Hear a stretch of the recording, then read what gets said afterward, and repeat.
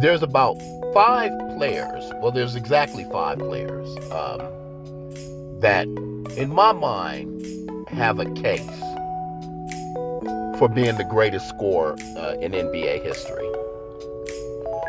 Um, that's Wilt Chamberlain, LeBron James, Kobe Bryant, Michael Jordan, and Kareem Abdul-Jabbar. I don't think anyone else has a solid case. How do I qualify that? Well,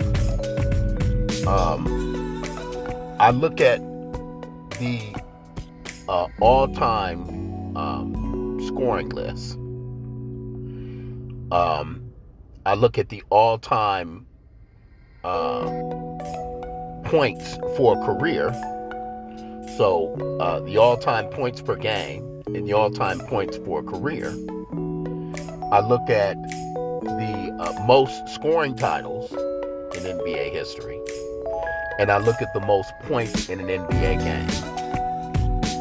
Those five players are 1 and 2 in each of those categories. Okay?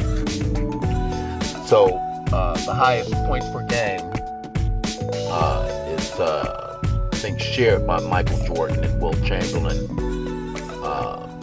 LeBron and Kareem are at the top of the all-time scoring points for a career.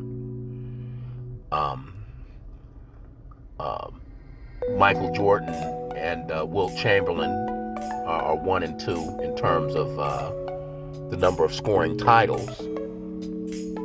And Wilt Chamberlain and Kobe Bryant are at the top of the list for most points in a single game. Okay. So I suppose I could have included most points in the season, but that probably would have been, that probably would have been Wilt's. Well, I know Wilt's 1962 season, and I believe Michael Jordan's 87 season. I doubt very seriously anyone else is would have topped that list. So that tells me that those five players are the five that a credible case can be made for being the greatest scorer of all time. So I say this because it's now been 17 years since Kobe Bryant's 81-point performance. 17 years. And several players have had impressive scoring nights, but no one's come within even 10 points. Well, 9 points. Okay? Off the top of my head, I think Devin Booker, Donovan Mitchell, who else? I think Klay Thompson. But I mean, no one's gotten over 71. And what's remarkable is, obviously, there's so much more scoring going on. So I really wanted to put that in perspective and look at the fact that it's been so long, and no one, and the fact that no one has come close to that 81 points. I think it's time to really start considering that as being one of the greatest accomplishments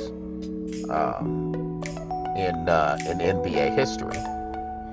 Because after a while, when you do something and no one else is able to match it for a generation, especially when the league has changed to facilitate the eventual eclipsing of that mark, you have to really consider just how far ahead of his time Kobe was as a scorer. Okay? So now this is a list of this is a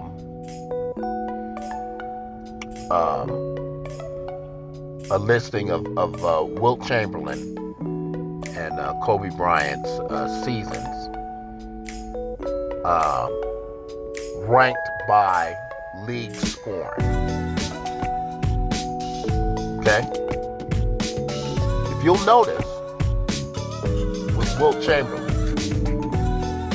every single season since 1962, every single season has been a lower scoring season. In other words, the league has tightened up on scoring. It's more difficult to get that 100 points. Okay? But if you look at Kobe's list, every season except for one, the strike shortened season in 2012, every season since the 2006 has been a season in which there was more scoring.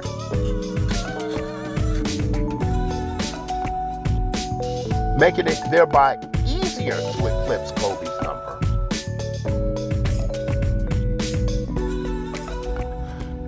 No one's been able to do it. No one's been able to do it. So now, let's say you're a great player and you have a great game, an all-time great game. And you have a career high in scoring. It would seem to me one way to put that game into historical perspective would be to look at how long it took for somebody to eclipse that mark. Okay? So, you know, if you score, 60 points,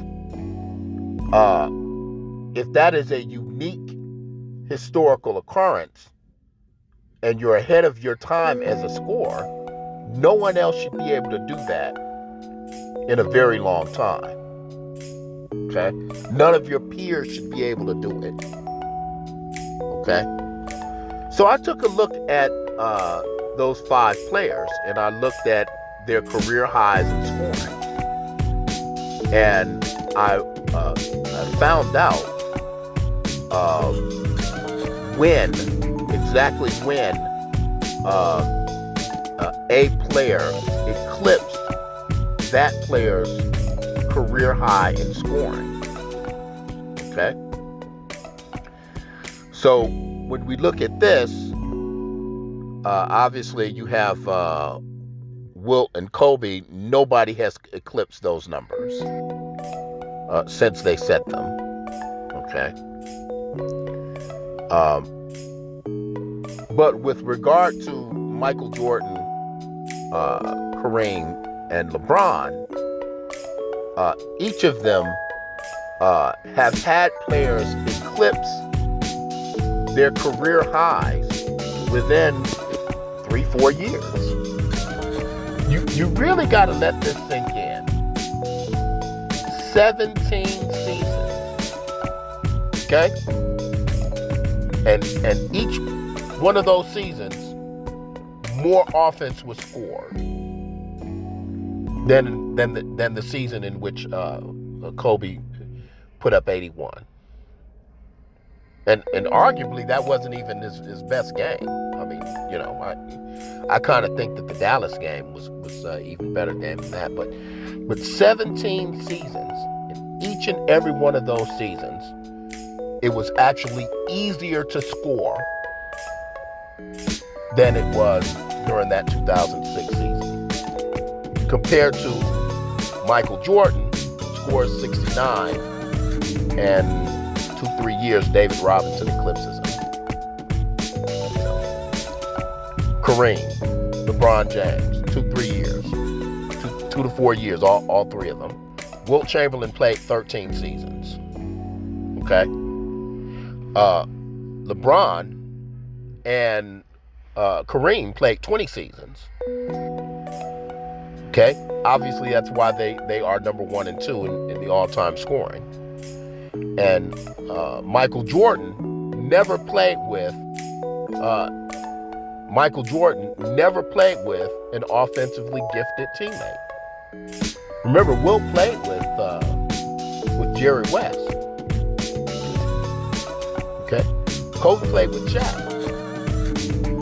When these two players were unleashed, they were able to score at a greater clip than anyone else in NBA history. Okay? And then when you compare Kobe to Wilt Chamberlain, every season it's been harder to score 100 points. Every single season. Okay? And every single season since Kobe, it's been easier to score. Okay? That tells me that Kobe Bryant's 81-point performance was the greatest offensive performance in NBA history.